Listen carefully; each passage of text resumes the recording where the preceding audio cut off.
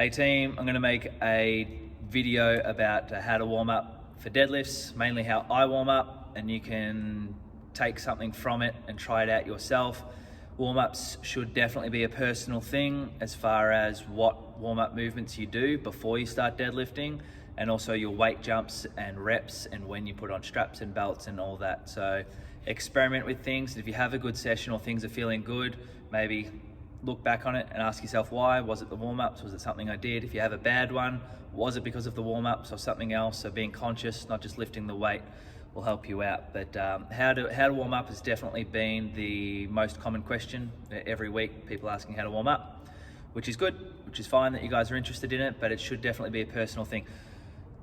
I am starting my session in 2 hours, so I have the luxury of being at the gym. I've actually already started stretching while I do some computer work, but I thought I'd include that in here, that I'm already stretching and thinking about things, talking about it and stuff like that. So the way I work my warm-ups, today I'm hitting 233 kilos for 2.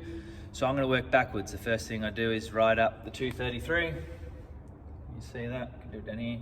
233 times 2. So that's my last one. I'm just gonna go ahead without talking to the camera and just write up working backwards. I know that I hit 6, so that the axle weighs 18, which makes this hard. So I'll pretend that it weighs 20, which will make that 235. But I would do 60, so one plate, 60 kilos. I'll write 2 sets of 5. I'll film what I do. I don't even know what I do with 60, but it's just a warm up, and it's after I've already warmed up. Straight to 100. I think I do that for 3 to 5. Straight to 140, 3 reps, then 170, so a 30 kilo jump instead of 40, so that's my first smaller jump. And 170, I do beltless these days for 2 reps. And then after that, so somewhere between 170 and 230, that's where things change every week based on how I'm feeling or what I'm hoping for at this major set. Anyway, I'm gonna write this up, I'll take a photo of that, and then show you my warm-ups.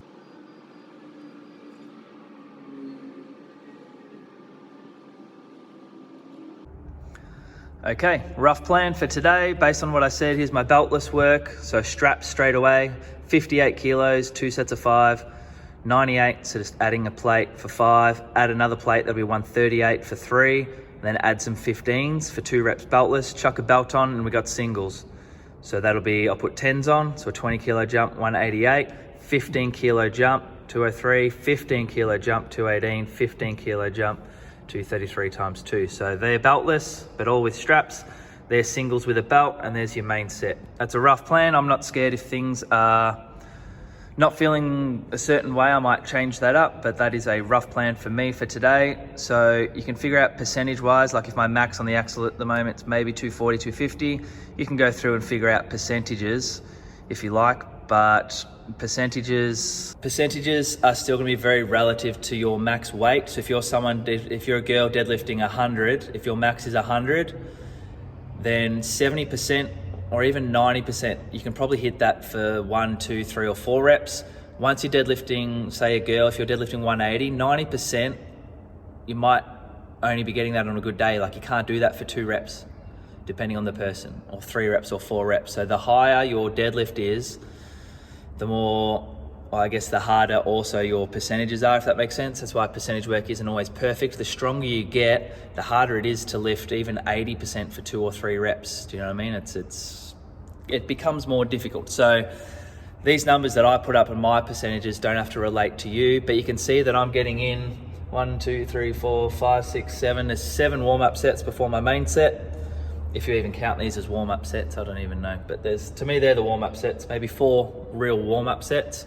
The rest is just practicing and building up the body. And remember, the goal of warming up is to stay injury-free. So we're warming up the body and the exact muscles used.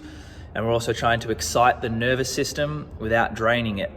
So singles, even though I'm hitting a top set of 2 today, doesn't mean I have to hit 2s or 3s or 5s the whole way up to that set. And at the same time, you don't want to do too little. So it's a balancing act, and you have to figure that out for yourself. All right, 7:30, juice time for me. I'm not saying you have to have a juice before deadlifting, but this is 2 hours before my session. Celery, juiced apples, beetroot. Sorry, that's another apple. Beetroot, cucumber, and I'll squeeze some lime. Anyway, the point is I don't think you should eat, like have a massive big meal right before you train. I know a lot of the times we think about carving up and trying to eat a lot before a big session to have energy. That really is just going to take away from your body's ability to digest that food. If you're training, then you're not digesting as well as you can. And if you're digesting, then you're not training as well as you can. So I want blood flow to the muscles. I don't want blood flow to go to digestion, or the stomach, I should say. So if you can, don't eat before training, or a small snack, but make it a couple of hours before, or an hour before at least, not a big heavy meal right before you train. The energy that I'm going to use today, the stored carbs, the glycogen that I'm going to use today, the work was done yesterday. What I ate yesterday is going to fuel me through today, and maybe even the day before yesterday is going to fuel me through today. I don't think we should look at it in such a bubble, as in what I eat right now is going to fuel my session. All right, so that's why eating is important. It's important for the next day. I feel better looking at it that way, and that way I can just have a juice. It's like 100 calories, if that.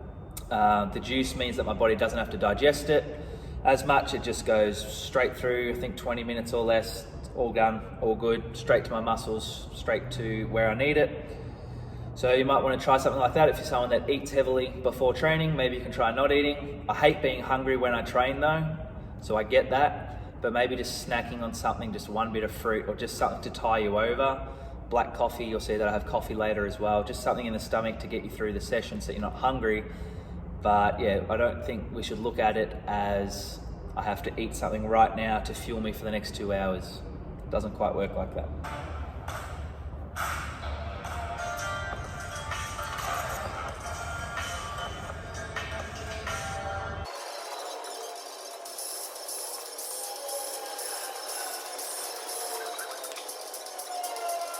Top level weight, top game athletes going head-to-head couple weeks ago to mess with your game plan. And since coming off, especially in 2020, with none. Where did that from?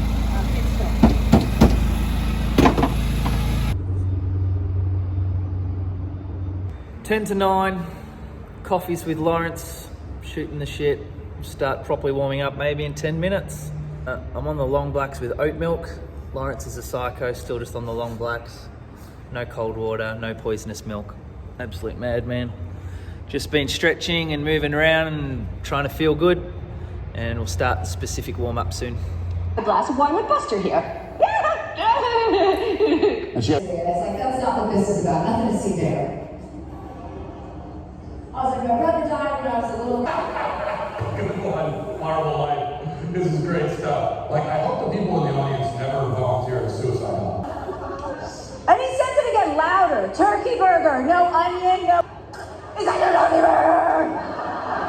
Audience, but it's the only interesting thing happening in this clip. And there's one guy, I don't know if you heard them. But they were explaining the white jumpsuit is better as well. So maybe that's it. Well, okay, we'll play this maybe to the.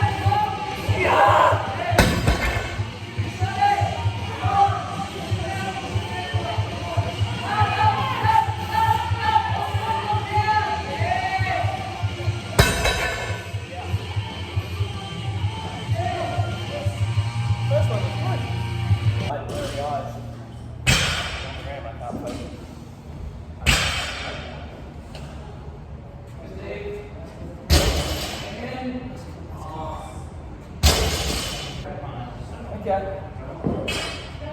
Tick that off.